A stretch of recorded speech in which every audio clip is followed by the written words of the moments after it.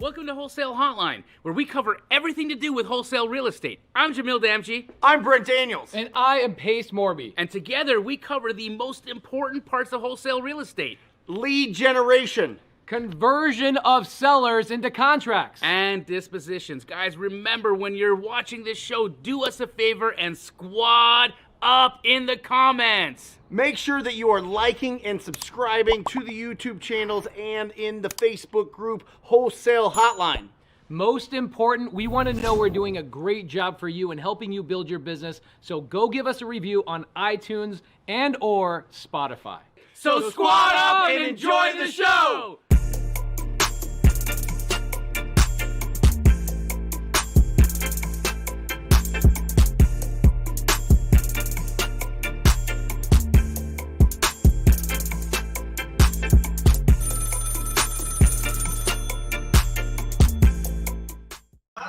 Welcome to Wholesale Hotline number 155. It does not matter if you've never done a deal or if you have done hundreds and you're very experienced.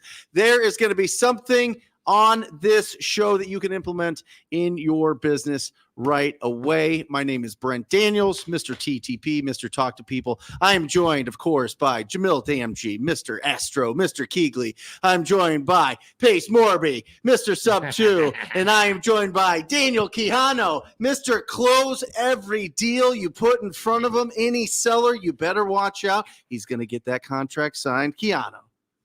Welcome. Bro, I was in my office this morning. What are you doing with that mic? I like this is way better, bro. I got the freedom to move around, baby. So I was in my office this morning. I looked at this award that I got from Steve Trang, and the award says King Closers. And I go, man, I'm not the king of closers anymore. I'm the king of community. And I'm like, Quijano's the king of closers. You gave him the belt. Hey, did you give him that trophy? Should I cross out Pace Morby on there and hand it over with a marker? Yeah. That's what they do in Albuquerque. I think we should make a new trophy. Yep. We'll just put Steve Trang's name on it. Okay. I like this and already. Just make Dan Quijano the king closer. You are the king closer. I'll be honest. I've known Dan, met Dan through obviously Pace in the Sub 2 community. Yep. Had Dan come on a challenge that we had. Ooh, damn. And that was a good challenge. And it really it speaks volumes when you have, communities, mentorships, this opportunities where we get to teach the things that we do. And then you see the translation of how, because I spend so much time with this guy. Yeah. Of how he's been able to impart not just like words, because F words. Yeah. Right? It's the energy, it's the spirit, it's the intention behind the way that Dan gets on the phone and deals with situations and people that I think make you as strong and as what we'd call the king closer as you are. So what do you think? Love having you here, bro. Is it confidence? Is it experience? Where you just naturally came out and you were able? I just jump in? Yeah. It's heart. Okay. But heart comes with confidence. Keanu's like, I'll let you guys just keep you know going. what I mean? I'm like you need to be confident in understanding what value you're providing and where to direct that. He could direct that towards cars. Yeah. He could direct that towards airplanes. He could direct that towards something online. He directs it towards property owners. Yeah. Why? Yeah. Well, I think all of those answers are right? But the saying goes, people don't care how much you know until they know how much you care. Yeah, right. Sure. And so we were talking about this earlier. Hold on, let me write that down. You're gonna write it down. That's okay. Right. So we were talking about this with Armand earlier. We were filming something, and we were talking about all these one-liners. You got people that got these lines and these processes and all these things, and those things are great. You need them, but I call those the ornaments, and the ornaments don't matter unless you have a tree underneath it. And that tree is your ability to understand yourself, to understand the people that you're talking to, use good communication, and actually caring about the people that you're talking to enough to bridge that gap. Yeah. You can have all the one-liners in the world, but that's not enough if you don't have the heart and the understanding on the way to communicate that heart to back it up. I was right. No, and I've had conversations with Dan. I've got to spend some time with him and really get to know him. And And one of the first real conversations we had was like he wanted to understand my heart and how I felt about him and like what our relationship was. And that's, bro, when I get to meet people and it's not like, hey man, can I take a selfie? Look, I have no problem with the selfies, guys. We'll keep the selfies up. They're great. But when it's not, let's not take a selfie, bro. Hey, like, what's our relationship? Like, how do we stand with each other in the world? Like, how do we work with each other? How do we love, where are we? Yeah. And to me, that just communicated who he was immediately. Love it. Welcome to Wholesale Hotline, Dan. Welcome. Appreciate you, fellas. Love to be here. Guys, we are wide open. We're going to be answering questions from the audience. So make sure that you put them in there. Pace has got his finger on the pulse of which questions to ask, and we'll pull it up. Matt, if we can make that as big screen as we can with also seeing the comments, that'll help us be able to read it. I also have glasses. I got it. Yeah, you look good, man. Matt, that's money, bro. Thank you, bro. That's really good. There was an album cover, Me Against the World, Tupac had, where he wore glasses. And for the longest time I shied away because I'm like, that's not thuggish, ruggish bone. You know what I mean? Right. I gotta write that down. But I gotta be honest, bro. Is that Bone Thugs? Yeah. I can't see crap, right? So like, I'm just happy that I can actually see the things. Every time I see him like this, I call him Poetry Pac. Poetry. Nice. Nice. Poetry Pac. The rose that grew from concrete. I love it. Oh, I love it. So So can I tell you guys a couple cool things that happened last week? We had Big Boy from Outkast Incredible. come hang out. You went to dinner with him. Yep. You went to dinner with him. Y'all I gotta sit beside everybody got to him meet and- him. And like, just like, Crazy. I had my hand on his knee the whole time. Yeah. No, You toasted at dinner, and you made him say at the end of your toast, he was like, "Oh damn!" Yeah. That was pretty he cool. DM'd me after that. He did. He did. That's cool. And he said, I have to say that I love the spirit of your friendship, and the energy in your guys' world is infectious to me, and I want to be in it. Wow, that's and cool.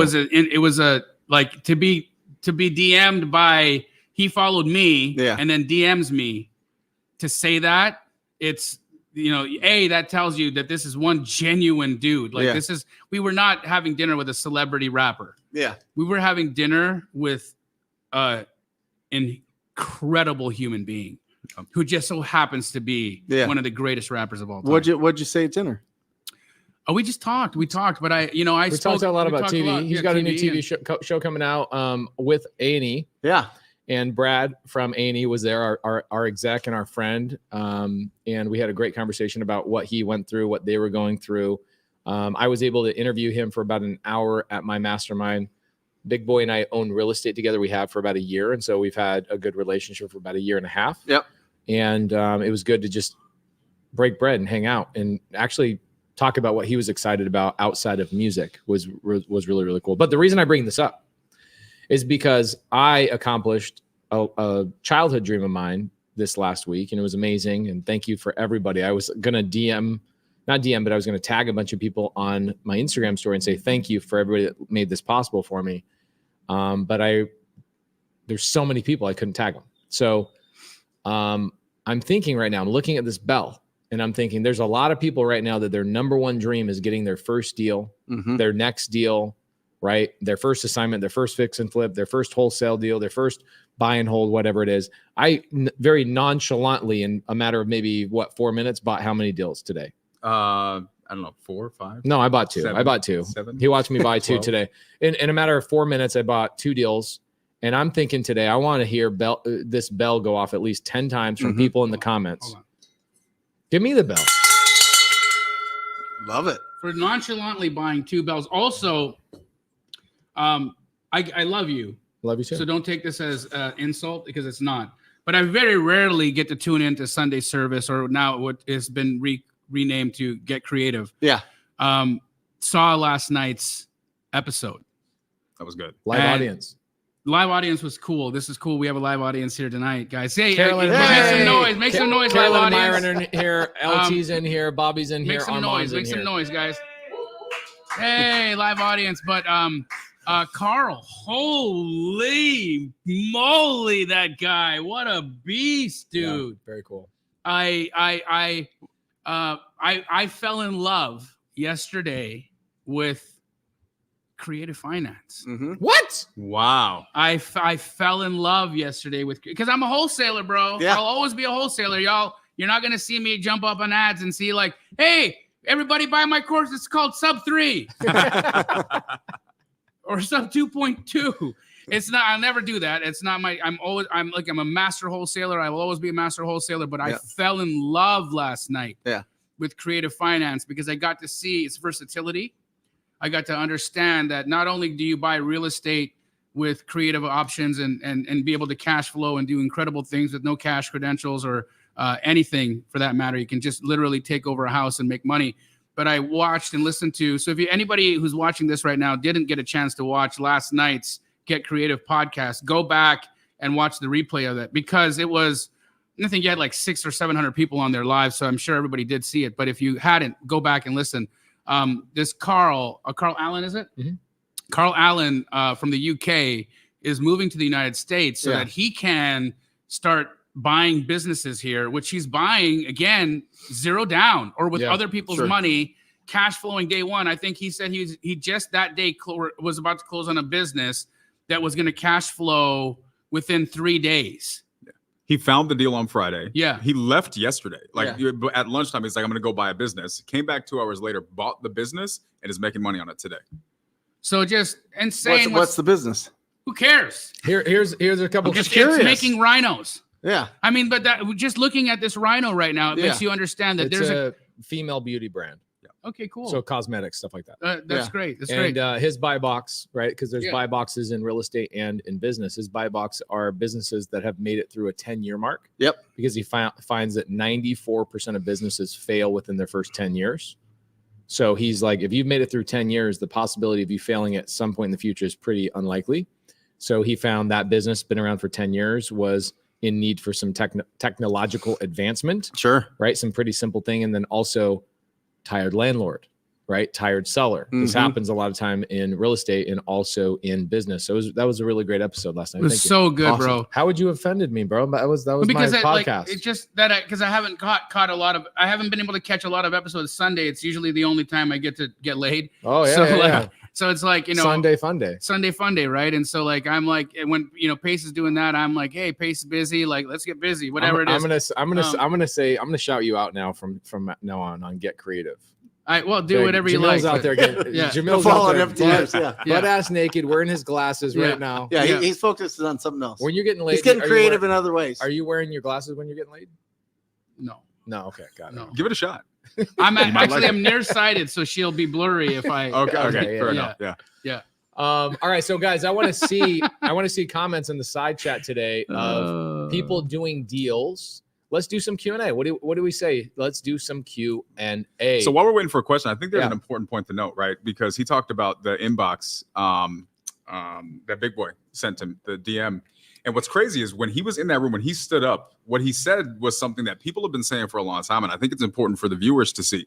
A lot of the things that the new people who come to the Wholesale Hotline and get introduced to you guys and the world that you guys have created in real estate, the first question they have is it real? Right. And you spend enough time around, you realize pretty quickly it's real. You join Sub 2 for 8 seconds and you're like, okay, this is real. You join Astro, you guys get to know your guys' community, what you put together. You've been doing this for a long time.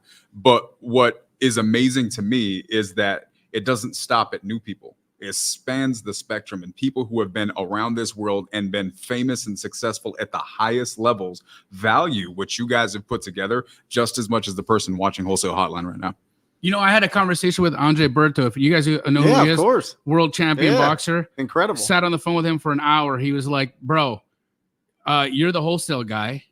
I'm flying down to Phoenix, Arizona. I'm going to spend some time with you, and I want to learn how you look. This guy can he knocks people out. Like, this guy is a world champion boxer, right?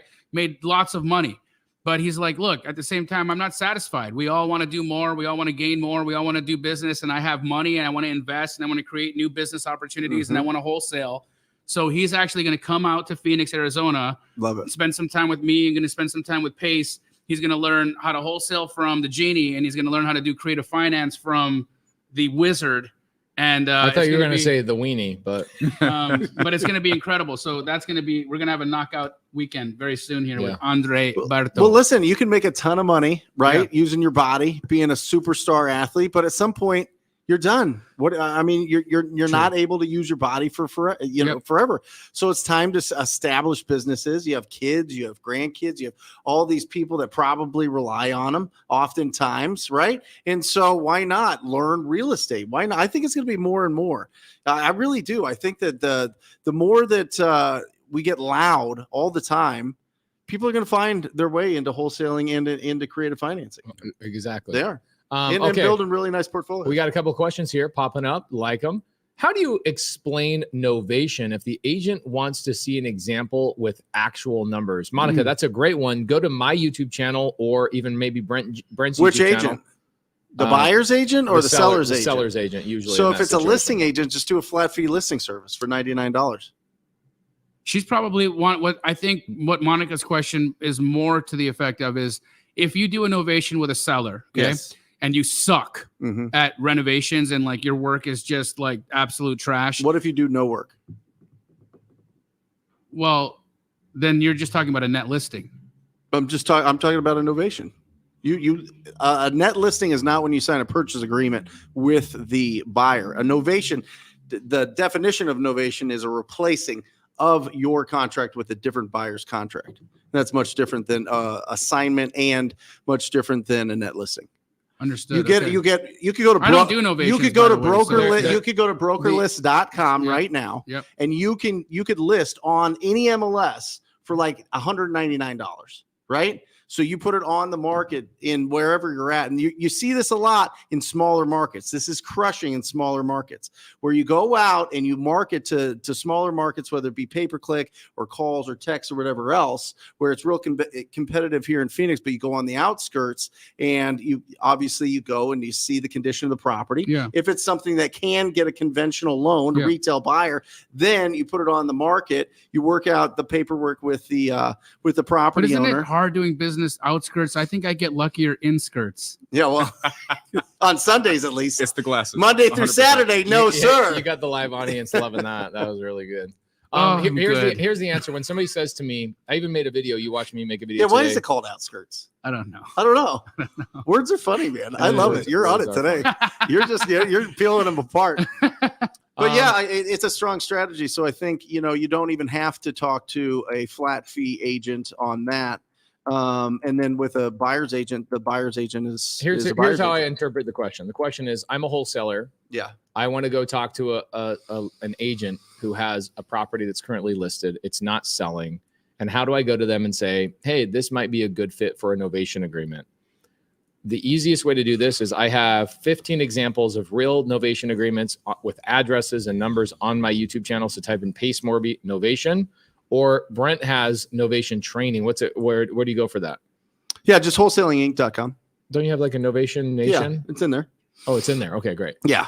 Dope. We just kind of, pulled it all together. Okay, got it. Yeah. You made it simple. Yeah. You simplified it. There you go. I absolutely love it. Consolidation, baby. Love it. Okay. Yeah, people are MLS asking. deal too high. Let's hear what that had to say. What's that question? Who wants to buy Scroll up. Brown? Okay, I'm looking. The mouse is not as It's kind of a little forgiving tricky. as I like. When it's this big, it's kind of hard. It's a little down. Sorry, it don't matter. You figure it out. Okay, here we go. Here's a question for Brent. Yeah. Brent, do you have a studio on every level of your house? Yes. No, this is my office.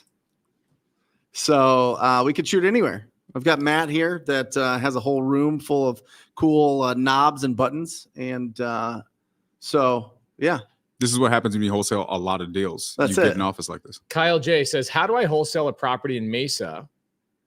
This is the weirdest question. You're talking to a guy who lives in Mesa and buys deals in Mesa all the time. Kyle J, am I not doing a good job on my Instagram? I don't think so. Am I not doing a good job on my YouTube? Am I not working hard enough? Kyle, the question should be, hey, Pace, I have a deal in Mesa that I'd like to wholesale to sub 2. How do I get a hold of your team? That should be the question. Exactly.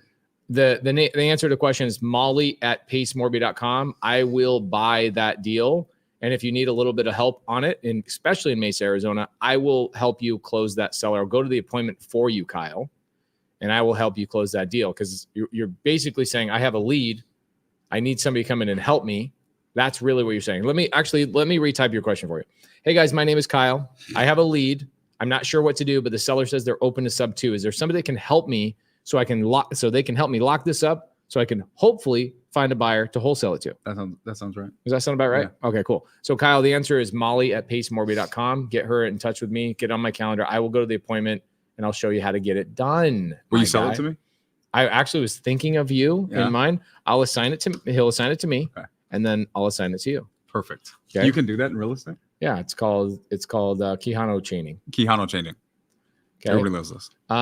This mouse, I wish I had a better mouse. This mouse is especially for like what we got going on right here.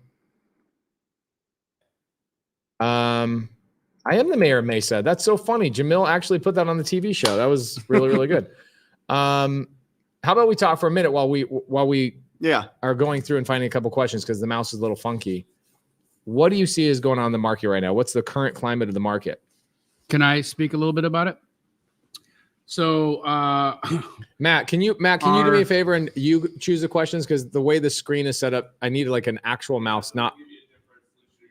Thank you, handsome. So here's what we've been seeing in the market so far. Wholesale volume of transactions has spiked. Holy. Listings on the MLS, active listings on the MLS down. Pendings on the MLS up. Wholesale deals up. Buyer activity up. Seller confidence up. Interest rates starting to creep down. Bottom, I believe, probably hit. That's my guesstimate at the moment right now, because here's the facts, right? I mean, it could get worse. I'm not going to argue if you feel with the next, because I know the Fed's going to continue to raise and there could be some more pain, but I feel like that people are now coming to the conclusion that, oh my gosh, this is my chance to buy. Yes. Look, we did not see this big flood of listings on. Everybody was like, crash. How about new home builds? I mean, they're stalled, bro. They're stopped. They're stopped. That's a 6-month machine that needs to get revved back up. But we were already 5 million houses in the deficit before it started. I know. Right? So if we were already 5 million houses low and now builders have stopped, okay? And then we've got all the people house locked in the 2% and 3% loans that if they do sell, they're going to sell to somebody creatively or hold, right? There's so little inventory available. Then you're competing with Invitation Homes, BlackRock, Open Door, Keeg Lee, every wholesaler in town, all the sub 2 folks, dude, there is no inventory out there. There's not a lot of opportunity out there. And so I think what's happening right now is buyers are looking at the 6% loan and saying, you know what? I'm going to nibble the 6% and I'm going to refi as soon as things in 2-3 years, when things start to get normal again. That's the conversation agents and loan officers are having right now. Yep. Yeah, you're locked in here, but listen, you can refinance this in a couple of years, get a lower rate. Yeah, no problem. Date the rate, marry the house. Right. That's what's up, dude. And actually, I disagree with you a little bit. Good. I agree with that. I agree with everything you're saying. Yeah. Okay. I was a loan officer for a couple of years. People don't know that. So when people try and educate me on interest rates, because you always get knuckleheads in the comments trying to educate me on interest rates, ain't gonna happen. I was a loan officer. I know what's up. Okay. What's happening is, we are having a great eye of the storm. I think interest rates are going up again. They are 2 more times before July. 2 raises. You're right. Okay, we're gonna have 2 more raises. What happens when we have a rate? But I think we've already baked in a lot of those raises. Mortgage brokers have already baked it in because they've been saying it's going to happen. So they've baked in the rates. They baked in the rates before December, and then December came around. Then they brought them back down. So when you're saying, hey, rates are lowering, the Fed hasn't hasn't lowered rates. Only the banks have. The banks have, right? Because they anticipated, and then once the rates were raised, they came back down in actual understanding of what the Fed ended up doing. So what's going to end up happening is we're going to have a rate hike again in March. We're going to have another rate hike again in June. Mm-hmm. And with another percentage rate, look what happened last year. I know it's the same thing. And when people say there's a 5 million house shortage, does that mean there's 5 million people living on the street? I mean, I mean, there might be. Have you seen? No, have you guys, seen come on. it We know the lately? answer. People are renting. There's no Yeah, they're renting. shortage. They're- There's no housing shortage. There's people that want to go from renting to buying, but it's not like they're homeless. Okay. There's a desire, but just because there's a desire doesn't mean there's affordability. I think that we're going to lose 20% this year in our real estate market. 20%. We'll 20%. Last year we lost 16. Yeah. I think we're losing 20%. Why did we lose 16 last year? We lost 16 because they didn't start raising rates until February, March-ish. Yep. Okay. We had a good quarter at the very beginning. You're I still think- predicting what, 6 million sales this year? So what's that? 20,000 properties under contract every day? You know what I nationwide. mean? Yeah. Yeah. I could see that. I'm not saying people are going to stop buying. I just think that what's going to happen, you need to. Oh yeah. Help. Yeah. Matt, guys, give it up for Matt in the comments. He's the man. Thank you. We got to buy like one of them little, ooh, this is great. Thank you, Matt. This is awesome. I get to look at all this kind of stuff. I don't think we're going to have a crash. Okay. I see Grant Cardone talking about a crash and it's going to be horrible. I think that we are going to see a slowdown still. Okay. Slower than what it was, or like I think continue we've seen the worst, Yeah. which was everybody needs to kind of reset their brain that we're no longer having this moment going on. that was we so agree much there fun. that we might have hit bottom. I don't think we've hit bottom. I think we've hit mental bottom, which it Okay. means like, oh my gosh, is it the world going to get worse? No, we're not going to have like in the middle of last year. Remember how it was like just crickets for a little bit, Mhm. maybe 30 days or so. Mhm. I think that was the mental bottom, right? But now everybody's kind of getting used to the new environment. I think rates are going to go up a little bit. Prices are going to come down a little bit until people and affordability kind of come into an equilibrium. And I think that we're going to take off in 2024. Oh, and the takeoff is going to be. Crazy. Oh my gosh. I love that we're all in this room together. Yeah. This is nice. This looks really nice. Dan. Yeah. What are you seeing out there? I mean, conversations with property owners. What's the front line? So it's interesting, right? Because I look at this as like a ripple, right? You throw a rock and then it ripples all the way out. So if it starts here and it finishes here, what that means is that the people over here are having a different experience than the people over here, Mhm. even though they're all in the same country. Mhm. And I think that's what's happening right now. Last year we did a lot in rural, right? And we actually did really well, partially because nobody else was doing it. What do you mean? You did well how? And meaning that we were doing a lot of wholesale deals out there. We were Love doing transactions where like, people would be like, "Hey, this is There in the was middle of buyers. nowhere." There were buyers. Awesome. They're not anymore. We're actually in the process right now this week of revamping our markets and getting really strict about being in city centers, because in these rural markets, we switched to 30 to 50% to ARV on our asking. That's what we're asking. That's where we're coming in, period.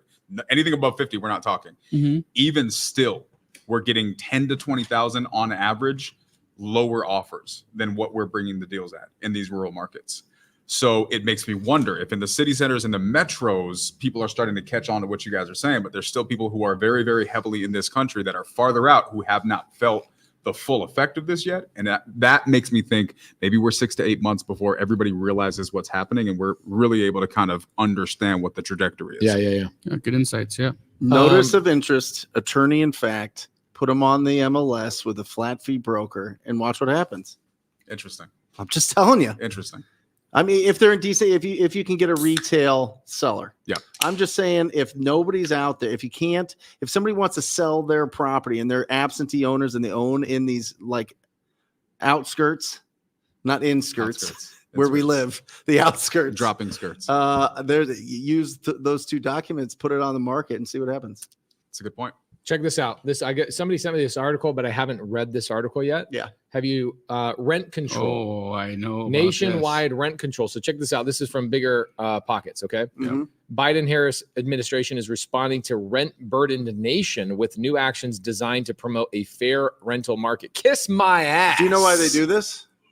Because we need workers in the cities. Yeah, we need workers. They can't afford to live outside of the city. Who's gonna clean the buildings? Who's gonna clean the brother, the trains? I listen. I 100% agree that we have affordability is necessary in rent. But here's the fact: is we live in a capitalism. We live in capitalist America. Yes. Okay. And so if rent is what it is, Yeah. does that mean that we may need to start changing the way that we view how we rent homes? Well, it's already Instead of putting in it's rent, already happened in major cities. communist rent control. It's already in major cities. There's a reason they need people to work in the cities. Yeah, you got LA. And by the way, I totally disagree with Yeah, it. yeah. I totally agree with you, Yeah. 1000%. All I'm saying is, what's the solution? You know how hard bus people in every day? No, but I think what ends up happening is we got to figure out how to rent out property in more efficient manners. Okay. And more like, because you go to Europe, bro, Yeah. and you see how people live. Like, you know, more people live in higher density areas, and they got more people in the house, and like it's different. Yeah. And they're happy, and they bicycle to work, and life is just cool. They're eating croissants, and everything's cool, Croissant. But all of a sudden here, it's like, yo, I think I deserve to live in a 3,500 square foot house. Yeah. And I want the No, I administration. just disagree with all that. But yeah. I want the administration now to say, hey, you're not allowed to increase your rent when everything else costs more money. My plumber's more expensive. My fixtures are more expensive. The fixing, when you guys, wreck my house, I got to fix that stuff. And all that's more expensive. My utilities are more expensive. Everything has gone up. You want to now add on rent control to that? Give me a break. When you stop taxing me at 40%, when you stop inflation at 9%, when you stop printing money, then talk about rent control. But at the end of the day, you're taxing me everywhere I go. I'm taxed when I earn. I taxed when I spend. I'm taxed and I'm taxed from inflation. Well, I'm constantly You're taxed. you're taxed when you make it, and you're taxed when you spend it. That It's goes back to crazy. we don't even own the properties we own. Yeah, because the tax, the state, the Because we know who owns the land. property tax. Who owns the property tax. You don't pay your property taxes. They you will lose that take house, any 100%. properties. Yeah, for sure. It's but I think interesting. rent control in major cities is necessary. I really do. I don't think it's necessary in the suburbs. I don't think it's necessary in most cities. I think that if there's a high density area where there is a lot of people and a lot of services that are required to keep the utilities and the functionality of those areas, people can't afford it on the wages that they earn. So that's why they pick certain spots and certain buildings and certain things that they can rent control. It's not like they're going to go in and take your house that's in a multi-million-dollar neighborhood and say, oh, you can't rent it for higher But than that's what this. they do in LA, bro. Well, yeah, because it's the density. Right? Like in But LA, there's gotta be zones, if right? I rent my house on the beach right now in Marina Del Rey, Right. okay? Right. If I go rent that out today, Mhm. and I say I rent it out at whatever, I give a guy a break. Yeah. Right. I'm like, hey Dan, you're a good dude. You want to come live in my beach house for 6 months? I'll give it to you at $5,000 a month. My mortgage is Yeah. $8,000. Yeah. I'll give it to you at $5,000 because it's sitting empty. We haven't had time to go Sure. and check it out. Okay. Yeah. Dan decides, hey, you know what? I like it here. I'm not leaving. Oh, I know. Yeah. I'm not leaving. Okay. Even though we said a few months, I'm not going anywhere. So I'm staying. So rent control says now I can only increase his rent like 3% a year. Is it what they're trying to do, like across all rentals? Bro, that's what it is. I guess it's a slippery slope. It's a I'd have to look massively into it, slippery yeah. slope. It is bananas. You know what would be an interesting guess? So a couple of years ago, before I got into real estate, I used to do government contracts, consulting for small businesses, things like that. And we used to have, You were a spy. I was a spy a little bit, but don't tell anybody. I love he's his holding mic. the Yeah, mic. I love What the is he mic. doing? But it was funny because when we were doing this, there was a big construction project, which is why we got brought in to help the businesses, because they were all shut down for 18 months while they were putting this transit project in through the middle of downtown in Albuquerque, right? And so while they're doing this project, you have people that do feasibility studies from all over the country, right? And these people have like numbers about the best way. Make You sure wanna your hold mine for me, make sure your too? lips touch That'd be the fun. tip. Okay, you want me to touch the Put your tip? lips on your Touch the tip. tip. Okay. All right. Touch the tip, guys. But these guys were experts at running the numbers, and it's really interesting to see the math. And they have these charts that break down the value of city center walkability, right? And being able to have where you live in the place that you work, you have a place, you got your house right behind your office, and how much financial stability comes from that. And there was a huge push for it. from the top down in that era. It was right before COVID came. Mhm. And so it kind of went silent after that. I would be really interested in hearing somebody who works in that world and does those studies and hear their perspectives on these things, because it's just a perspective. Those are the numbers that none of us see, but that those do have an effect on what we end up buying and selling properties for. That's real talk. Okay, so here's a great question. Musica Cheetah 805. Love it. Hey y'all, question. Seller will not take less than 300 and owes 225. Well, there's something very important that you did not tell us. What's it worth? What's it worth? Do y'all think it would be best to do an novation agreement or sub two? Well, first of all, the property's been sitting on the market on the market at 300,000, right? So it's on the market. So it's obviously overpriced. Okay, so or somebody would have bought it. This is where novation, in my experience, novation is worthless in this situation. Yep. If it's not selling at 300, seller wants 300. How are you going to take a house that's already on the market at 300 and then go mark it up for, what would you have to sell that for? 360, 370 to really make any money?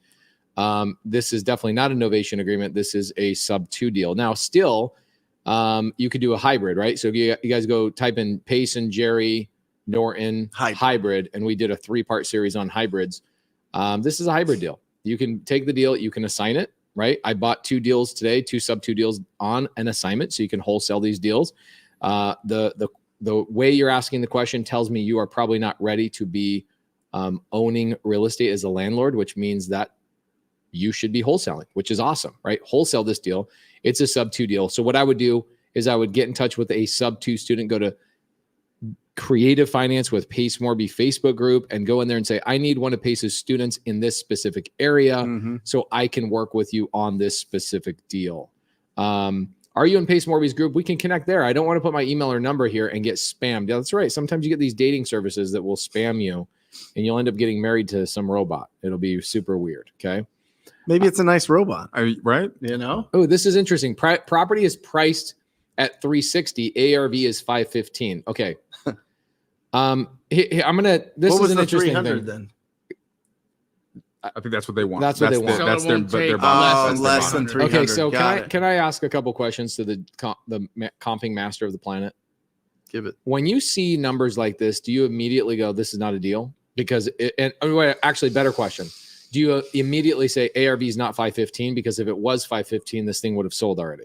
Yeah, when was 515 the ARV? Was 515 the ARV in March of 2022?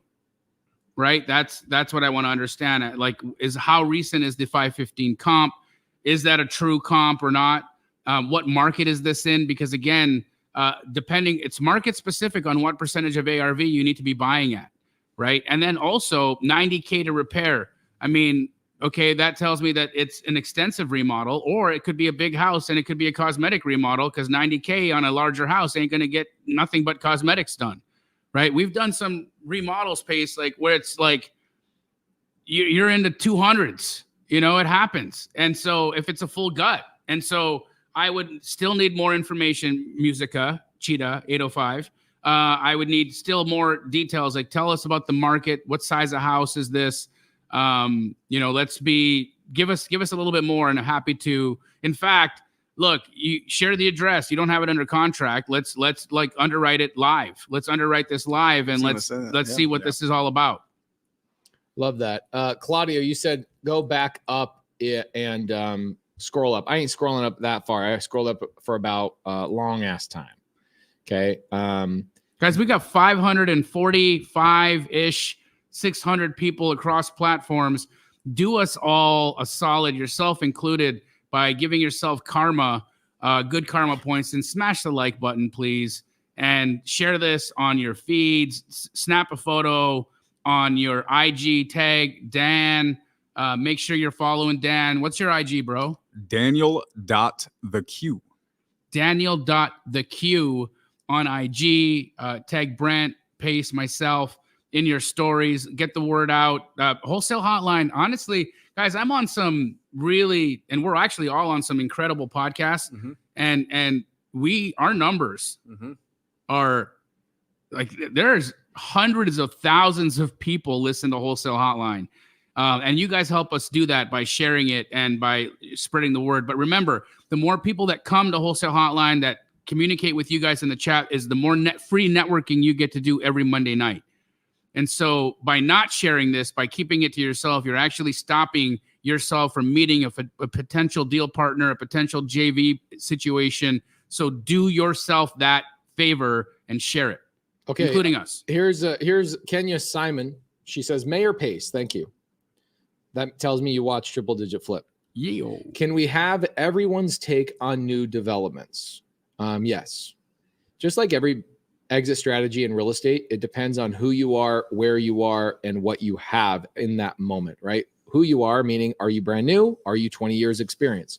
What you are, or what you're trying to accomplish might be, I don't want to wholesale anymore, right? Because I maybe moved to Alaska and I don't want to do it virtually. I want to own real estate. I want to own rental properties. I don't know what your exit strategy is. Know thyself. Okay. Know thyself. When you're hearing advice, I actually ran into somebody the other day and they go, Pace, I watched your Zero to Hero series and I went out and bought, all these virtual assistants. And I go, okay, cool. So you're trying to wholesale? No, I don't want to wholesale. Like, so you want to do 10, 15 deals a month, but you only want, so what do you want? They go, I want to buy 12 rentals a year. I'm like, you don't even need to generate leads to do that. You could just, in the sub 2 community, I buy 40, 50 deals a year from the sub 2. In fact, Carolyn and Myron are right here. They'll sell you deals right here in DFW or in other areas, right? And are you selling any of those to me? Which one? What cities do you have? Killeen, San Angelo, and Abilene. Okay, I'm a San Angelo buyer because I own that 43 unit in San Angelo. If you guys got a property there, send it over to me. Okay. How many of you guys want to see Wholesale Hotline have a live audience every Monday? I think this is cool. Carolyn and Myron, why don't you just move here? I just don't get it. Yeah, you guys should get a little like Jerry Norton and his wife have, like a sex apartment. Sorry. It's on the inskirts. It's on the inskirts. So when I was coming up, that was called a callback joke, by the way. Yeah, that was good. When I was coming up in the game, I actually partnered on a 50 lot development with the people who sold you this building. That's right. Okay. And I, prior to that, had probably built 200 new builds as a contractor. Mm-hmm. And at the end of the day, I have the experience. I have the merit badge that says I've built hundreds of homes. It brought me zero joy at all. I didn't feel like I was helping anybody. There was no distressed seller I was helping. There was no buyer I was truly helping at the end of the day. They could have picked my house or another house three houses down. I made less money in development based on longer timeframes and a lot less predictability. In a wholesale transaction, whether it's sub 2 or seller finance or cash transaction, a lot of predictability, a lot, right? Very minor adjustments along the way of like, I think I can make 20,000 on this assignment and maybe I get a bidding war and I get up to 23,000. Or maybe I can't find a buyer, got to adjust it down to 15,000. But here's what happens in development. People think it's big and sexy and amazing. And then you get one hiccup. Mm-hmm. Okay. I know Jamil has a development story and that's where I'm kind of leading right now is I want Jamil to talk about this. Typically developers have a lot more patience, which requires a lot more patient resources. Mm-hmm. Okay. You can sit on dirt. You can sit on this kind of, even I've done land novations where I pay the seller once the house has already been built and my buyer comes in and buys the deal. Still 24 months to make what I thought I was going to make in 9 months. Right. And so when you're doing land development, it depends on who you are. If you have a 9-to-5 job, you don't want to go out there and hustle and you think this is really fun to develop and you want to make a couple $100,000 a year, then go do that. Okay. But if you're trying to build a business model that is predictable and scalable, that you can put systems and processes into, you're not Shea Holmes. Okay. You're not Toll Brothers. You're out there doing onesie twosie stuff. You are completely susceptible to interest rates. One interest rate hikes, your profitability goes from $100,000 to $12,000 and it completely destroys your deal.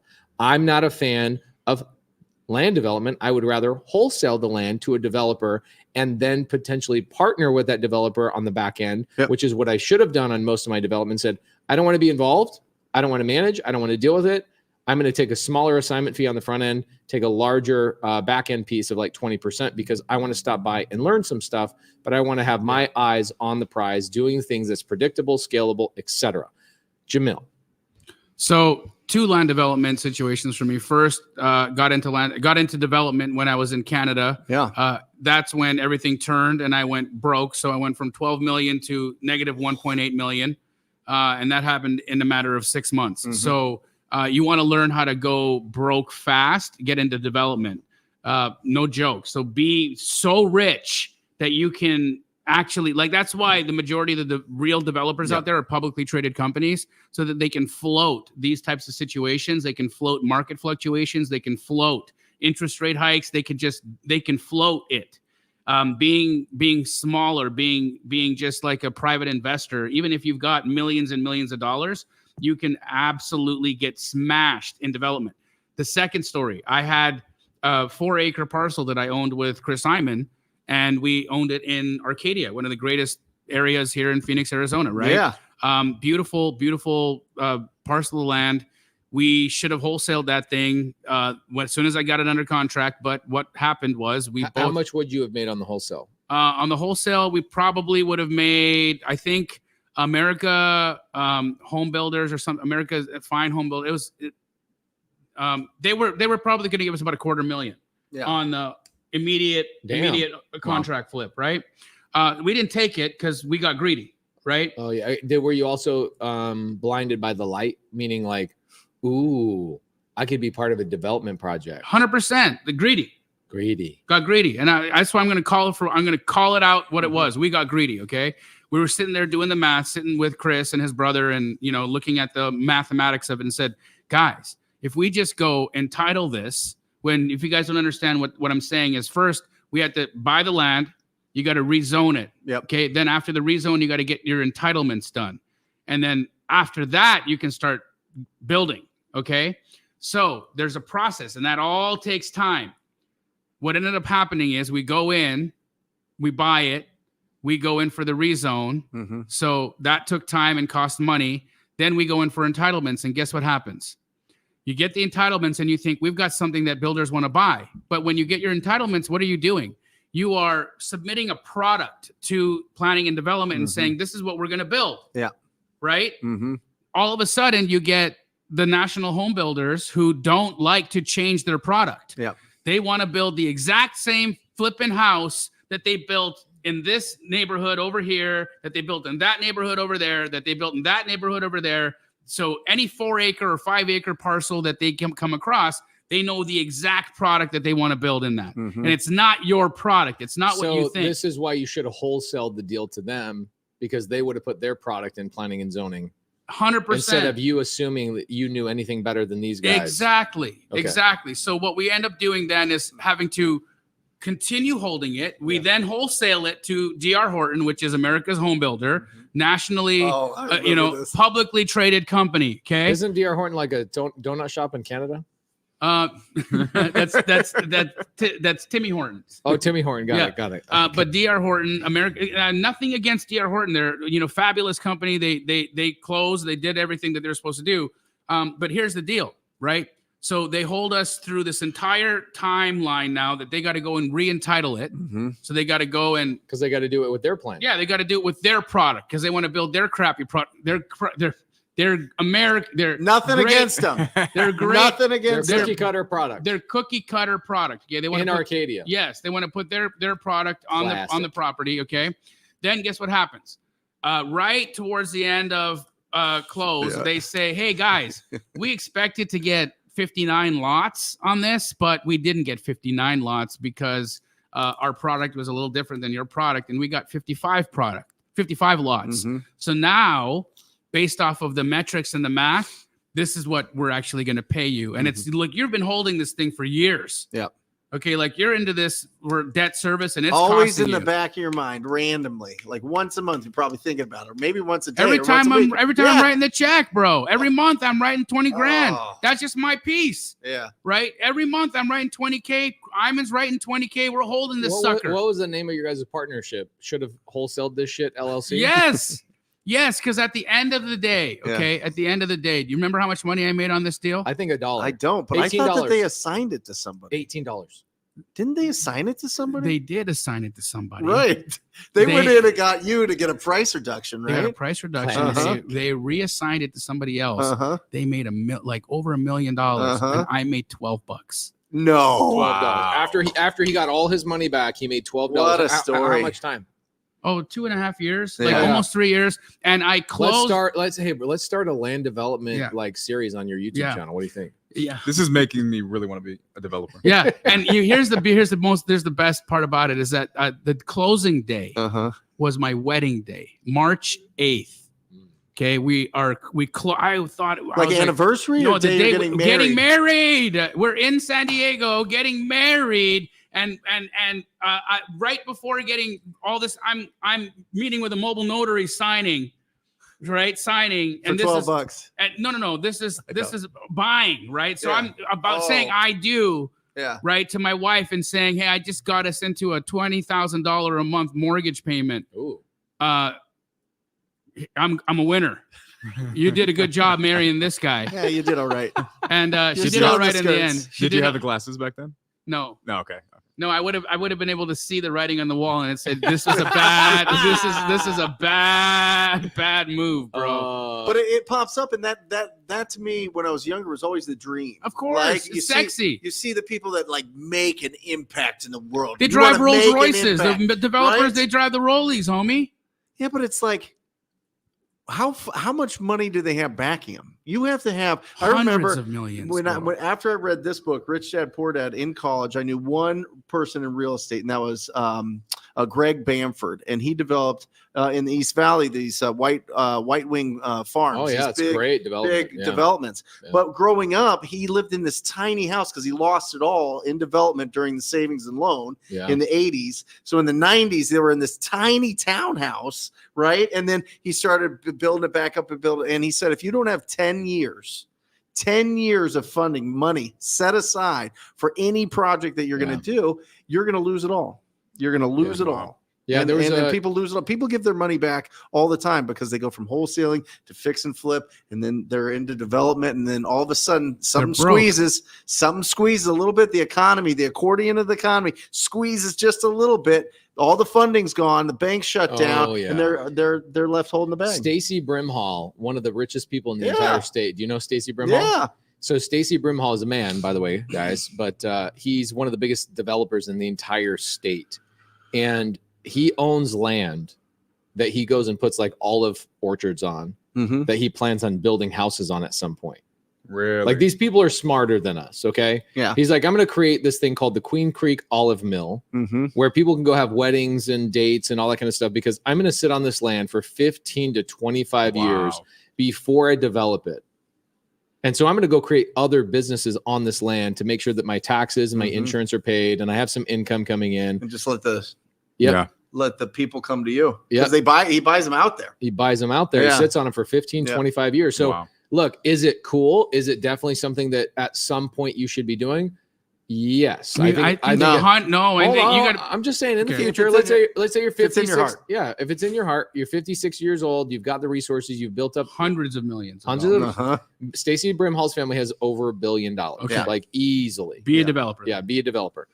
They also Um, bought land in Arizona in the 1700s before it was a state. That is correct. That The doesn't hurt. The Brimhalls, the So get a Ellsworths, time the machine. Stapleys, all Yeah. of them, right? Yeah.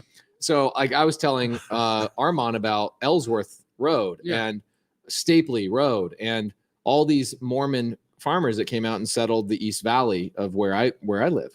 Those are the rich families in town. They sat on land for 100, 200 Wow. years. And if your family hasn't had a road named after them, you probably shouldn't be developing shit. Interesting. What You know if what I'm if you get a time That's machine? perfect. Then maybe you can get into developing. Yeah, if you get a time machine and or were born in a different family, then Yeah. definitely. But what my point to the why I wanted to point this out is I wanted to point out that you guys should be out there wholesaling and getting your business built up.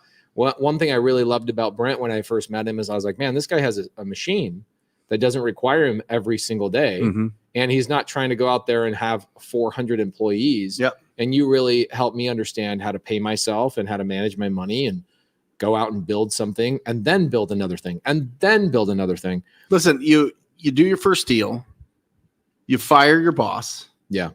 then you fire yourself. Yeah. And that's a great day. But people are trying to fire themselves way too early.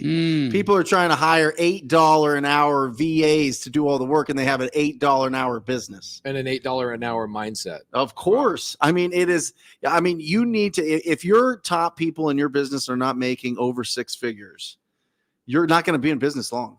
I'm just telling you. Yeah, that's If your top people are not making 6 figures, you are done. If you're relying on leveraging somebody else's skills at $8 to $15 an hour, you're going to get crushed. You're going to get crushed. It's not sustainable. There's also something there where people will, you talk about this all the time. It's called creative avoidance. And so what they'll do is they'll get the shiny object syndrome of like, look at these beautiful buildings. I'm going to go learn land development. A year and a half later, they're like, damn, man, I literally didn't do. Meanwhile, Carolyn and Myron Briley right here in the audience have in 12, 13 months of knowing me, I've watched them accumulate 70 doors. Awesome.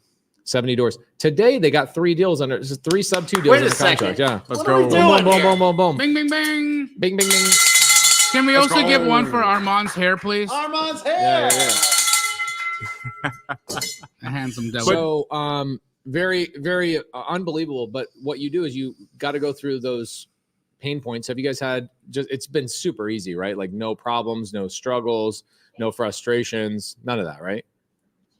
Cheesecake, she says. It's such cake. It's cheesecake. It's like goes right through it. So you got to go through those motions. You got to learn those experiences, build resources, credibility, confidence, etc., to compound and compound and compound. You got to have a compounding year. Yep. This year is another compounding year for you guys. And then in the third year, you know what people are going to do? They're going to go, where did you come from? You just blew up Overnight. Oh, isn't that overnight. Love that one. So here's the thing: creative avoidance. Yep. Brent taught me this word. You watch people get excited about land development, they go and chase it because it keeps their brain occupied and tricks you into thinking that you're progressing in life. Yeah. You ain't progressing in life unless you're gaining a skill. Information is not a skill. A skill is something that you can apply to a tangible way to monetize. That is what a skill is. Learning is not for knowledge, it's for action. Let's go. Well, Brent, you said something that's really important, man. You said that you go and you earn all of this money and then you give it all back. It's a crazy perspective if you think about it, right? Because you're just giving it back to all of the work you put in for nothing, right? Oh, I know. And it's kind of like what Pace said. He said, know thyself, which is essential to life, right? But you also have to know your strengths and your weaknesses, right? And if you have a propensity to run away from things that you know you should be doing, then you should know yourself enough to pace yourself, right? And understand when maybe I'm getting a little bit too far ahead and, maybe get some advice. There's this great article I read in the Calgary Herald because I grew up there. And so there was this developer that I'm not going to say his name out of respect, but Timmy Horton. No, he built skyscrapers. This guy, that was his game, skyscrapers. And it was this terrible news article that was written as he was sitting there eating his dinner at this steakhouse in Calgary called Caesar's. It's where they made the Canadian Bloody Mary, which is called a Caesar. It's where they invented it. It's just Clamato instead of tomato juice. Anyways, I digress. Not really. Now you got my mouth watering for some Clamato, bro. What the story was is that as he was there eating his dinner at Caesar's, a tow truck came and towed away his Bentley while he was at dinner. Yeah. And the Bentley got towed away, and when he went to go pay, his car declined. And that was the day that his entire world crumbled, and he didn't realize that everything in a matter of that day, because he had been so in his world of I'm 100 millionaire. I built skyscrapers. I've got access to all the money. His bank had frozen everything. They were repoing everything was coming crash. It was like, imagine like if you were, being investigated and the feds were coming to raid you and they just surprise attack you. Yeah. That's how they kind of do it in Canada with the banks. They just the banks are so powerful in Canada that they coordinatedly freeze you. They come and take, because I had my stuff repossessed in Canada when I went broke. I remember when the tow trucks came and took our cars. Were and you our at Caesars? No, I was not. I was in my home looking out my window, watching the vehicles get towed away, bawling my eyes out. And days later, we were out of our home. Damn. And so, again, this terrible land development, it smash you. So please, guys, don't do that. Chuck Lemaine. When I do the Morby method strategy I created about 4 or 5 years ago, do I need to do the hard money deal before I get my investor loan? Okay, so go to my channel. There's a brand new video about this within the last 2 weeks. In fact, the video is called something, you never tell your lender this is actually, I don't know why my team named it that. I would love for my team to tell me why they named it that.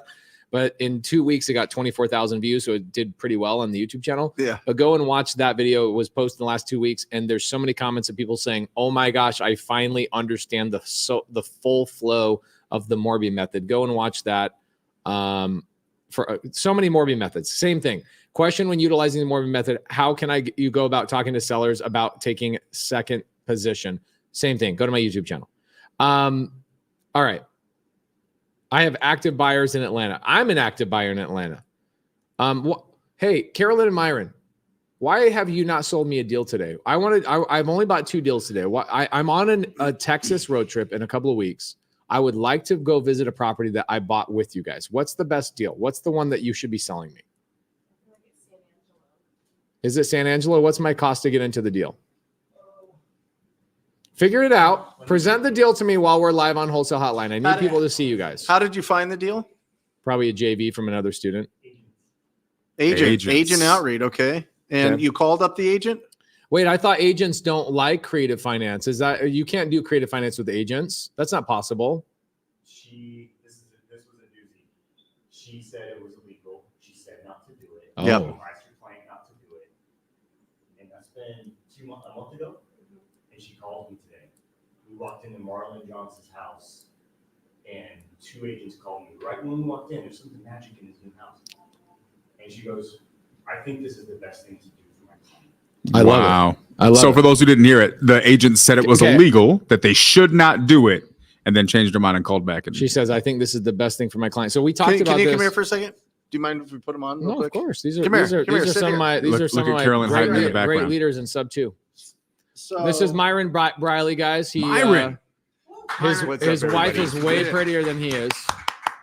Myron. So how did you first approach the agent? We had another sub 2 student call for us, Okay. and we provided the list. She By the called way, the this is agent. something I teach inside of sub 2. When you're a brand new student, you need somebody to plug into. You go to some of the leaders. You don't teach this. Oh, Your I do. students teach this. Yeah, they do now. They do I'm just kidding. now. Yeah. No, so you have somebody new calling the agent. The agent says, no, you can't take over a loan. That is totally illegal. There's a due on sale clause. Didn't you know that? Correct. Okay. Correct. All the things. And then how did they know to call you back now when they couldn't sell that deal? Well, we followed up. We followed up left and right. You Like- do follow up? Oh yeah. You called Oh them my back. gosh. Yeah, I called them back. They Yeah, told of you no, course. and you called them back again. Yeah, we kept on them. Interesting. Yep. That's She was a red mark, and we just kept following up. So I said, hey, they were going to take it back to the bank and try to do like kind of a short sale type of thing, okay. right? Yep. You destroy their It did credit. not work. Yeah, Yep. did not work And they out. didn't get approved. Yeah. It did not get approved. They are a little bit behind in payments, Okay. so you'll have to navigate that one with us. But Condition it's of the not too property? perfect. Beautiful condition. Why aren't we Beautiful. doing a deal right now? Why can't they sell it? Is there no equity? There is no equity. Right. There is no Okay. equity. So there's no equity. Beautiful Oh my house. gosh, I can't buy it now because it doesn't have equity, guys. I'm so sorry. When did they buy you it? need to look at it. When did they buy it? Bro, Myron, you know I'm The joking. beginning of last year. Okay, so good interest still. Interest rate? 3.5. Great. Come great. on. Yeah. Good job. Great. Ring that bell. Okay, so what's my entry to get into the deal? I think it's 35 or 40. And that's Will you including ring your this bell? assignment? That's including our assignment. Okay, and what's my cash flow? What's my cash flow on it? What's my I what? don't know yet. Let me get that to you. Figure out my cash flow. I want to teach people how to figure out cash on cash return because today Kihano watched me negotiate from an 18% cash on cash return to a 27% cash on cash return In like 2.5 minutes. in 2.5 minutes. It was great. So I want to work on a deal with you guys. I don't know if you follow history, but there's like this old ancient philosopher, and he said something along the lines of equity comes, equity goes, Yeah. but the cash will always flow. I think it was like Pacius Morbius. Oh, I thought it was Timmy Horton. Timmy Horton. Timmy Horton. Okay. Jamil, Yes. in your franchises nationwide right now, are you guys seeing activity bubbling up? And in what markets are they bubbling up? You feeling really good? Tampa blowing up, Atlanta Florida blowing is up? going crazy. Actually, we're not seeing any specific market getting hammered. Yeah. Like where it's like bad. In fact, if we're going to be like really, really, really granular with like where I think the biggest corrections have happened, it's here in Phoenix. Yeah.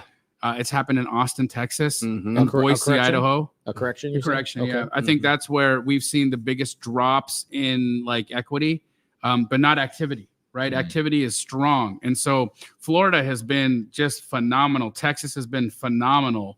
And Phoenix, we're still killing it. Like we're still like you're wholesaling here, you're wholesaling here. We're doing massive volume in Phoenix. It's still our greatest cash maker. Yeah. So, I'm not Tucson too. Tucson's fantastic. Tucson's right now. fantastic. It's not there. We have not seen trouble with respect to it's mindset, right? Actually, there's a comment from Giancarlo Lewis. If you can find it, I'd love to address it. Was it a long time ago? I know it's new. I'll find it.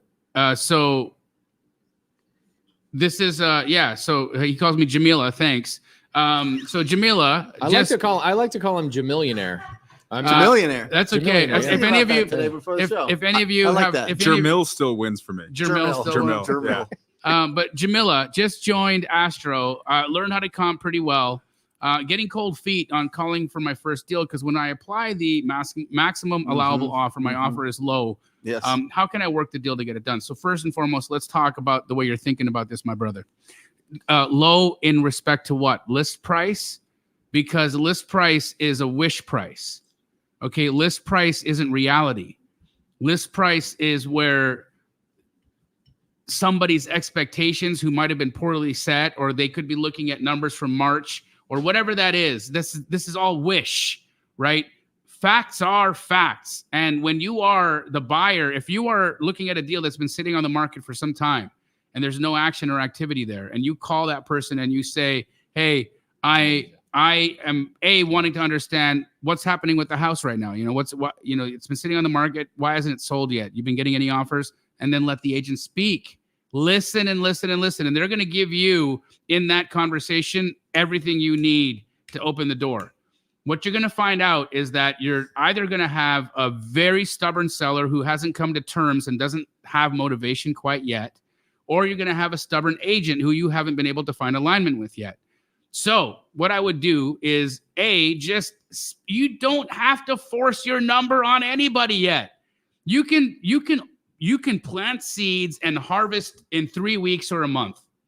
You can call an agent today and say, how are things going with your listing? I see you've been on the market 97 days. You're listed at 450. I looked at the numbers on this thing.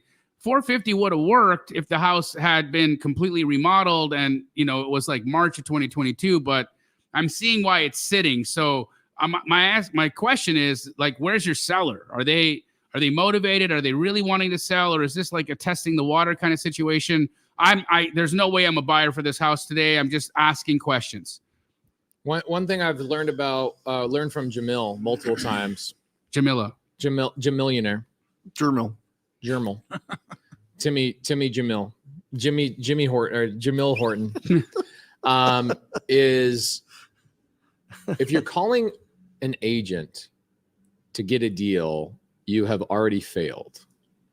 You are calling the agent to build a relationship long term. Absolutely. And so that's what you're missing out on. You're avoiding the most important part of that entire phone call because you're worried about something that's not even remotely important. Yeah.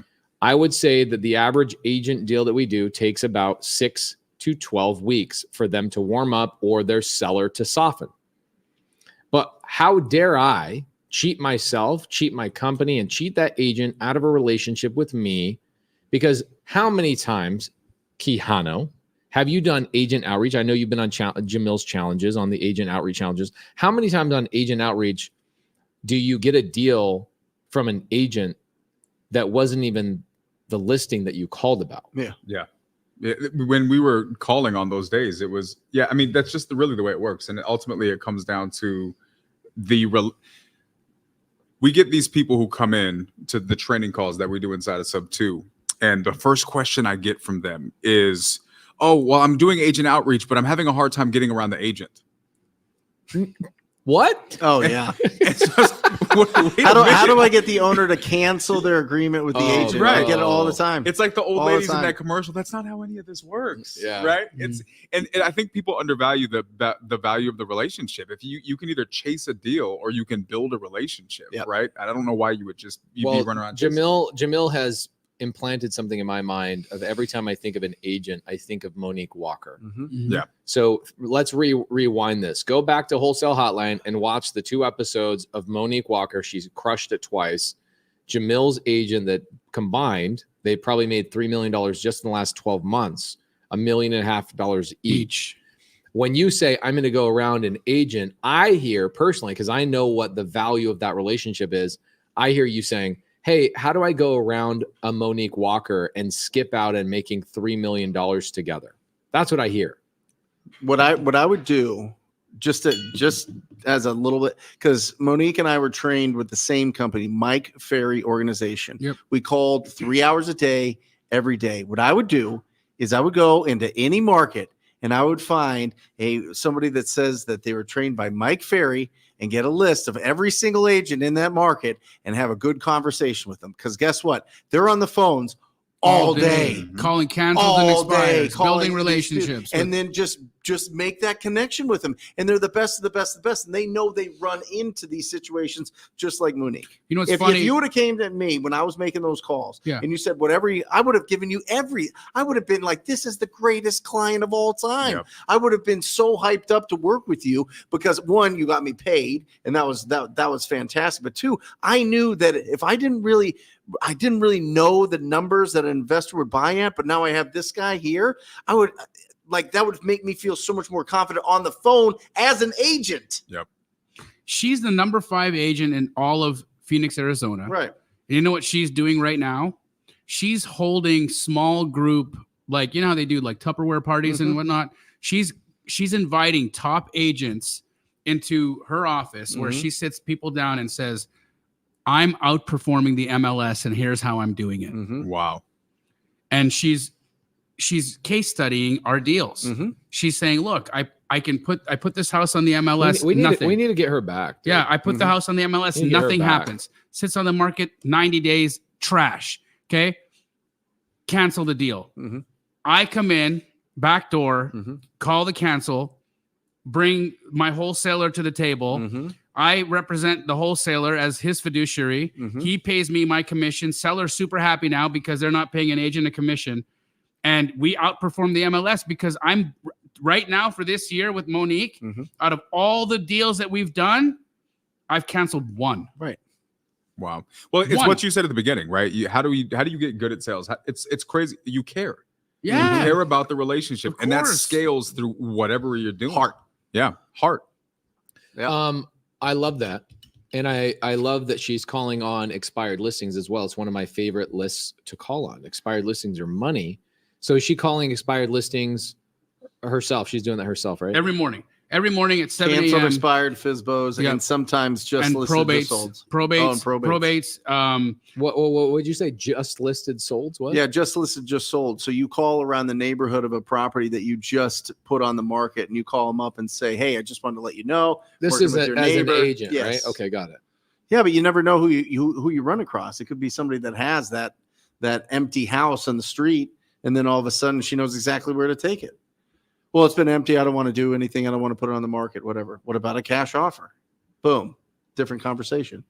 And never think like you're going to offend somebody because you have a conversation and just plant a seed. Like Christina Palmero, I'm going to give her a shout out right now because she just did a deal with me where this house was a $1.8 million house. listed at $1.8 million. I closed at 950, and the sellers thanked me. Wow. She thanked me. And when I gave her my first number, she wasn't offended, right? Because I did it with class. Sure. And I didn't, again, always remember, guys, that when you are working with real estate agents and you just come out of the gate with like, you're listed for too much and this is what my offer is. I hate using this analogy, but I feel this is what it is. It's like going on a dating site and just spamming everybody with D pics. That's what that is. Yep. You're not going to get any action. It's not going to happen because you're not coming in this classy. You're not coming in this with actual relationship equity, which is what you're building. You're building equity in a relationship when you have a human conversation. And I think you're making it harder for other people, because how many times does an agent get this BS offer that you don't perform, you pull out? Next time a wholesaler or an investor calls, they don't want to talk to you because the last 3 investors they talked to, they call it a low ball when actually it's the real number, but the person didn't spend enough time building enough relationship equity with you to explain how you could present that to your seller. It's also your tone of voice too. Big time. You know what I mean? That's Big your time. body language on the phone. And if you can communicate, hey, listen, like this is where I'm at. This could be like the backup to the backup to the backup to the backup of whatever, but if at some point you need to sell this, they are ready to sell this, right? And they're just tired of dealing with buyers that are not going to actually close. I want you to consider this. Just keep this, I don't want to offend anybody. You could just keep this in the back of your mind or in your email or whatever else. And just let me know when they're starting to get antsy about this thing. I had that conversation before and we just closed that deal. We just closed that deal, and it was something that I always go 50% of list price. Wow. 50%. Wow. Just did it. I like this right here. Michael D. Giovanni says, I used to be that agent who said you cannot do this. Not anymore. Not Yeah, me too, anymore. brother. Hey, Then welcome came to the the light wholesale side. hotline. Welcome Me to the too, light brother. side, Michael D. Giovanni. Welcome to the right side that actually makes more than $40,000 a year. You can do that? I think so. I mean, yeah. Wow. It is interesting. I keep asking people this question. Have you ever made $1 without another human being involved? No. Nope. Are you sure? Positive. 100%? How? I don't know. I haven't figured Armand. I think Armand might be the He guy that cracks he'll the crack code. it for you. Actually, Pace. He'll go. Is sure, he'll go. Bitcoin mining making money without Somebody had needing to mine another it. Somebody human? had to mine it. Somebody had to build the hard drive. Oh, wait, no. Here's Okay. the thing. Bitcoin mining is verifying other people's transactions. Okay, so other people were still involved. Yes, people have a transaction going on. You're verifying. I still don't. OnlyFans, no, right? Because there's somebody built watching, OnlyFans. Somebody's watching. right? Yeah, And somebody's performing. and somebody's performing. I'm just trying. Somebody made the lotion. I've been sitting. You're digging Oh, deep. man. You're digging deep. I've been sitting here trying to figure out, like, because when I hear Pace say that, there's never been a dollar made without more than with just one person. And I've been racking my brain trying to disprove it, and I can't.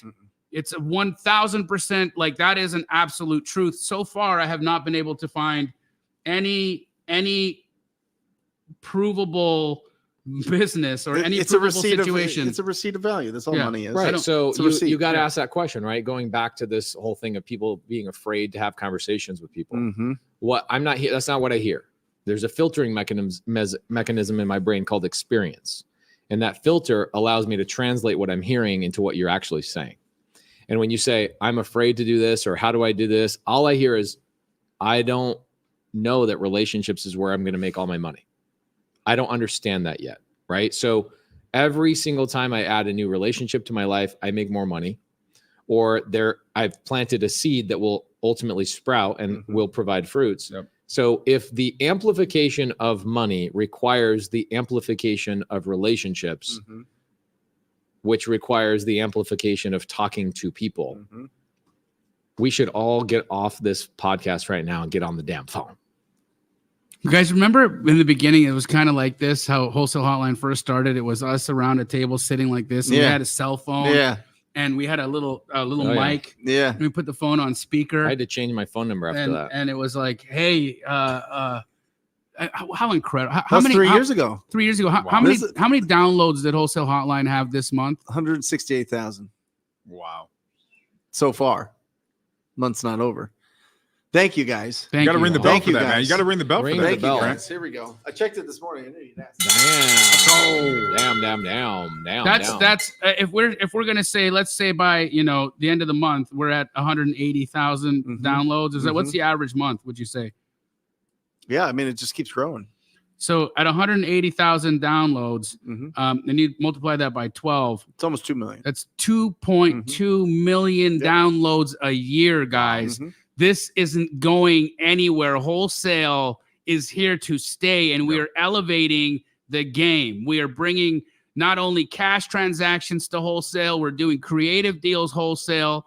We are doing everything, talking about it all on this, guys. You are missing the boat if you are not opening your mind and expanding the way that you're doing business. And thank you all who have been tuning in. Well, the number one thing, we all have YouTube channels. We all go live, whether we're comping, whether we're doing creative, whether we're doing just teaching people how to be better communicators on the phone. And that's not what this show is about. This show is about squatting up. This show is about us three getting together with incredible guest hosts and coming together and just no script, no agenda, just literally just going for it and talking about what's going on in the market, talking about what we love about this business, talking about our relationships, our family, our friends, but most importantly, just squatting up together. You know what I mean? And I think, if you guys can really see that as the seed of the success that you're going to have in this business, then we've done our job. We've certainly done our job, because that's really what it is. And by the way, over the last 3 years, our lives have changed completely. You know what I mean? Absolutely, completely. You guys absolutely took off on a rocket ship. You guys went bananas and have built incredible communities. And I've been able to inherit an incredible community and grow that incredible community. Congrats on that. And doing. I'm so proud of you for that, just bro. being in this building and being able to build an incredible team and doing all these things. You used to have one little office in the back. That's now it. you own the whole building. That's Own the whole building. That's Now it. look at this bell for that shit. screen. Right Yeah. now, Kia, come on. Hey. That's a good deal. It's But bananas. It's bananas. No, but that's the whole point of this. People might get frustrated that we're not answering a lot of questions or giving too much instruction. But if you truly read between the lines of each and every minute of the show, you're going to find, weaved into the tapestry of our conversation is stuff that you can implement into your business, whether it's just a mindset, whether it just be the way that you communicate with your friends, whether it just be the way that you challenge your friends or whatever, you know what I mean? It's all weaved in there. And the point is to squat up. And these two guys have been on a tour doing it for the last 5 years, the last 3 years with me. And I just feel blessed and honored to be. Love on you, the bro. show with you guys. We feel Love the you same guys. way. We love you. I was on my straight out of Compton call yesterday. I wore my Pace and Jamil Do America hoodie and hat Oh, you still yesterday. have I can't find my hoodies. I got my hats though. I I get them reprinted. get them reprinted because I was wearing it yesterday, and I was feeling the feels yesterday. I was thinking about you a lot. Love you, I put the hoodie on and I put the hat on, and I just, for a moment I took a breath and I sat there and I thought, there was over 450 people comping with me. When I first started straight out of Compton, there was maybe 25. 15 would show up, and we'd comp houses, right? And we still do that every Sunday. And I thought to myself, what a magical world this has been. And now we get to do this. And, our executive producer from A&E is watching the show right now. And you know what he's been saying? He's been saying that, guys, we're bringing things onto the show that nobody's talking about. Things aren't even doing. Things that people have never done on television before. And I'm not at liberty to say what these things are going to be. Yeah. But real stuff. Have you ever seen on a television show somebody buy a house sub 2? Oh. Episode 5 of this season, we buy a house sub 2. When has that ever been talked about on national television before? It's some fake call to an agent. Hey, yeah, you still got that deal? Yeah, we'll offer $419 on it. Deal? Okay, good. And then they get the keys, and then it's reno time. Is that how sales works? You know what I That's mean? how you do it. Yeah, you have to do the shoulder thing too. Yeah. Yeah, it's like banana. Yeah, it is. I mean, it's banana. You guys changed it all. I have 6 minutes. I want to buy a deal right now. Okay. Can I buy a deal? Can I bring Carolyn up here real quick? Ooh. Carolyn, You guys come saw on, my- Carolyn. Come up Welcome here. to the show. Thank you. Guys, stand up real quick. Hi. People need to see your jumpsuit. Hold on, wait. Oh, nice. Okay. Next Coveralls. over here. Yeah. Next mastermind, we're wearing this jumpsuit. It's gonna be super dope. That's gonna be our swag. Yes, I That's love it. it. Sub Take two. a seat, Carolyn. Tell I everybody love your it. Instagram so people can reach out to you. At Carolyn.Briley. KAROLYN.BRILEY. Okay, cool. So I want to buy this deal from you guys. I think your assignment fee is a little high. If you guys figure out how to sell this deal to me for $5,000 less, I'm a buyer for it. Do you guys want to sell the deal to me, or do you guys want to go out and sell the deal to somebody else? Let's sell the deal right now. You want to sell the deal right now? Let's do it. Okay, if you say here's the thing: $5,000 lower assignment fee, so you guys will still make $10,000. Okay, on the deal. I will buy the deal in San Angelo. I already own real estate in San Angelo, interest rate, which is great. Does cash flow $500 or whatever it is. What I want is that you guys are 2.5 hours from Dallas to San Angelo. Okay, so when I go through San Angelo next week, I want you guys to come down and we're going to shoot a YouTube video at the property. Would love it. Sound good? So Yes. everybody that was involved in that deal, I will not close escrow on this deal. Just so you know, I have a new rule in all my deals I do. I will not close escrow on a deal where an agent is involved if the agent is not willing to give me a testimonial about how sub 2 is the greatest strategy of all time. Let's go. Ooh.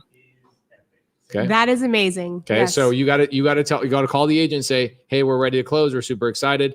We just want to make sure once we close at the title company, we want a testimonial about how sub 2 is the greatest strategy of all time. This is gonna be so good. I love Okay. it. I've been doing it on all my deals. You guys, there's the most epic one of all time. She was a loan officer and she's like, there's no way that this thing is going to work out. And she goes all the way through and she's like, this is the greatest thing that changed my life. This is unbelievable. She's like, sub 2 changed my life. Just closed on the deal a couple of days ago. So Carolyn Yes. and Myron, congratulations. You Thank guys you. got 3 deals locked up today. Thank you. Let's go. And Carolyn, shake my hand. We just did a deal. Deal. Appreciate you guys. Love you guys. Love you. Proud of everything you guys have done. Thank you. By the way, have you guys ever learned anything from Jamil Damji or Brent Daniels? Absolutely. Talking to people. 'Kay, Cold calling is a joke. Carolyn, I know how much you are about appreciation. You have a couple minutes. I want you to look at Brent Daniels while you're on Wholesale Hotline and Jamil Damji and just tell them how much they mean to you. No, we truly appreciate you. Like both of you guys bring so much to the table. Like Pace isn't who he is without the overflow and gratitude and everything that you guys bring to the table with him, talking to people, talking to agents. Yeah. This is a strategy that we've just brought into our business very recently with the market shift. And it truly is building relationships and following up That's it. and being grateful and having those just abundant mindset, working together, having JV relationships and everything like that. So thank you for taking Thank time you. every Monday night Love you. You're the to best. teach That's us incredible. and be a part of this. You're with us. amazing. Thank you. Hey, Carolyn you. Briley. Yes. Instagram name is what again? At Carolyn Briley Briley KAROLYN.BRILEY. And my husband, my amazing husband over there, at MIRON Briley BRILEY. BRILEY. So here's something real quick, and we're gonna bring Jamil back on here in just a second. Hold on. You guys did agent outreach, which is what Jamil primarily teaches. Yes. You guys had an agent say this doesn't work. It's illegal because when I hear that, what do I hear? I hear I'm inexperienced and I don't know how to make money. That's what I hear. You guys were persistent and consistent. The agent followed up with you guys. You guys locked it up today under sub 2. You guys are wholesaling it to me, therefore showing. So what we're going to do and what I want to do is you guys need to call Molly, and this needs to be in the Pace Studies Zoom vault. Baller. Okay. So that people know to send deals to you guys and that I am a buyer in San Angelo, Texas, and that you can wholesale sub 2 deals all day long. Congratulations. Thank you. Let's go. Amazing. Thank you. Amazing. Love you. Amazing. Thank you, Janelle. That's the first live sub 2 wholesale deal on Wholesale Hotline. Not the last. First of many. Not the Levels. last. By the way, if you guys want to look up the address in the future, the address, as you guys know, this is not a gimmick. 5905 Merrick Street in San Angelo, Texas. It's about 1.5 miles away from a 43 unit that I bought on seller finance last year. So acquiring Amazing. more in San Angelo. I'm a fan of San Angelo. So as we wrap up, I have one announcement to make. Do it. I really don't, but I kind of do. I'm going on a long road trip. So Jamil and I are going to be in New Orleans this week. Yep. And we're going to be doing a sub 2 Astro meetup in New Orleans. NOLA, if you're anywhere close to New Orleans, drive out. Yeah, we'd love to see you guys. Yeah. Okay. And then I'm going to go on a road trip from New Orleans to Lafayette. I have 240 units I own in Lafayette. So I'm going to go film there. I'm then going to Houston, doing a meetup in Houston. I'm then driving down to Corpus Christi, where I own 30 units there with Carolyn and Myron. I then will be filming there and a meetup in Corpus Christi. I'm driving to San Antonio, owning properties, doing filming, meetup. Then I'm going to Austin, own properties, doing a meetup. Then I go to San Angelo, own properties, doing filming, doing a meetup. Go to Dallas, where I own properties, doing filming, and we'll do a meetup. So if you guys want to hang out, especially the Sub 2 and Astro and TTP communities, we want to see you guys. We will be emailing out everybody hanging out. I would love to get Jamil on the road with me for 10 more days, but I don't know that he wants to. I got to finish my Bigger Pockets book this month, so I've got to get that done. I do have two things I want to shout out today, just very, very quickly. Close friend of ours, Cesar Pina, his father passed away very recently, and his mother, Rosa Pina, is having a very hard time with it. So if we could all send our love, our prayers to Rosa Pina and the Pina family. Flipping NJ is who Cesar is, just for peace and for the soul of his father, that it rests in eternal peace. I would absolutely be grateful for that prayer. And secondly, I just got news that Tariq El Musa is at the hospital with Heather, and they are about to have a baby. Wow. And so a new baby El Musa is on the way. So prayers for a solid, safe delivery for baby El Musa, and prayers for the Pina family for their loss, as life is loss and gain. This is life. Yep. And that's it. No, Brent Daniels, what do you got coming up? Live show Wednesday, 10 a.m. Mountain Standard Time. I will see you there on the Brent Daniels YouTube channel. Quijano, I think you have a website. You and I are going to be doing a boot camp. Yes, sir. It's probably, I don't know. Last time we did it in my house. Yes. I'm not there other than just to watch you, observe, hang out, meet everybody. Yeah. This is your thing. I'm encouraging you to get your talents out there in the world. Do you have a website for people to get on a waiting list to come to your boot camp? Yes, it's icloseevent.com. So I, like myself, the letter I, closeevent.com. Boom. Oh, that's dope. That's It. awesome. You got the .com of that? icloseevent.com. Damn, Let's son. go, baby. icloseevent.com. I told them I knew the three amigos here, and they were like, "Oh, well, here you go." Damn. Yeah. You And, own Sub 2, I do own sub2.com. and you own, Astro flipping, bro. and I own Talk to People. There we go. Oh. Come on. That's Sick. Daniel, let's And Straight Outta go. Compton is still every Sunday night at 5 p.m. Pacific. We out. We love you. Peace. Or just say squat up. So squat up and enjoy the show. Yeah. Yeah. Okay. 1, 2, 3. So squat up and enjoy the show. What are you doing? I didn't say nothing. Why? I don't know. Okay. So squat up and enjoy the show. Cool. I think we should use the one where Jamil doesn't say anything.